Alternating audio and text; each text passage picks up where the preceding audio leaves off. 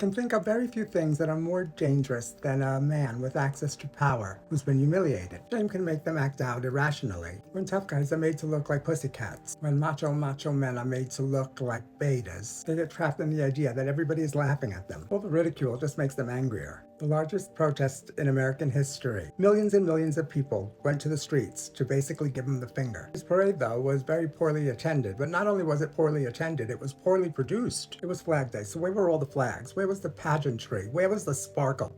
It was so dull, in fact, that he fell asleep. The country, the world, rather than talking about his parade, are talking about him falling asleep at his parade. In fact, they've given him a new nickname, Tired Ass Trump. He arrived at the G7 summit looking disheveled and larger than usual. I think he's wearing a vest. No, not a coat vest, the kind of vest that the police wear. While at a press conference, he ranted, went on and on about nothing, and had to be cut off. The peace president, as he likes to call himself, failed at ending the war in the Ukraine, failed at ending the war in Gaza, and now we have a new war starting in Iran and Israel, not to mention all the unrest at home. I don't think anyone believes that Bibi bombed Iran without the blessing of the USA. All smoke and mirrors. In the wake of the political violence of the weekend, what we're told again is that both sides need to cut back on the rhetoric. Meanwhile, that Mike Lee guy, I don't know if he's a senator or a congressman, is posting the most horrific stuff on Twitter. The thing about political violence is that both parties get their turn. Israel, when their back was up against the wall, threatened the Samson thing. Trump is a fan of that same tactic. If I go down, I'm taking everybody down with me. As things escalate, and they will continue to escalate, you can expect him